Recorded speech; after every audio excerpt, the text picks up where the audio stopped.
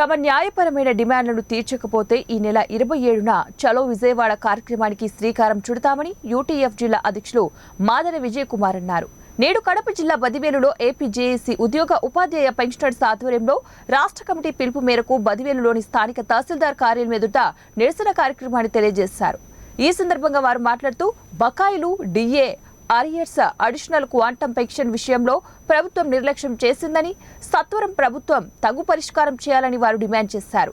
ఈ కార్యక్రమంలో AP JAC తాలూకా convener Amarnath Reddy, STU రాష్ట్ర కౌన్సిల్ సభ్యులు సి రామచంద్రారెడ్డి, డాక్టర్ మీనాక్షి రెడ్డి, ముళ్లపాటి పిచ్చయ్య, అన్ని సంఘాల సభ్యులు పాల్గొన్నారు. అనేక హామీలను ఇచ్చిన విషయం మనందరికీ తెలుసు.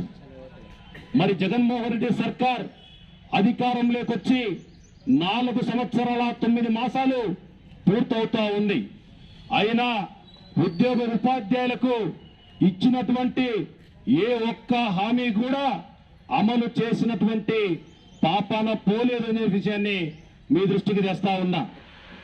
మరి తాను అధికారంలోకి వస్తే ఉద్యోగ ఉపాధ్యాయులకు మెరుగైన వేతనాలు ఇస్తామని చెప్పి ప్రకటించినటువంటి జగన్మోహన్ రెడ్డి గారు ఈ రాష్ట్రంలో, ఈ దేశంలో ఎప్పుడు ఎన్నడూ కని వినిగని రీతిలో ఉద్యోగ ఉపాధ్యాయులకు ఉన్నటువంటి వేతనాలలో కోత విధించి చరిత్రకెక్కినటువంటి ముఖ్యమంత్రిగా గుర్తింపు పొందిన విషయం కూడా మనందరికీ తెలుసు. అధికారంలోకి వచ్చినటువంటి వారంలోపే కాంట్రిబ్యూటరీ పెన్షన్ విధానాన్ని రద్దు చేసి పాత పెన్షన్ విధానాన్ని అమలు చేస్తానని చెప్పి జగన్మోహన్ రెడ్డి గారు చెప్పారు. మరి వారానికి ఎన్నాళ్ళలో ఎవరికి అర్థం కానటువంటి పరిస్థితి ఉంది. 4 సంవత్సరాలుగా అనేక కమిటీల మీద కమిటీలు వేసి కాల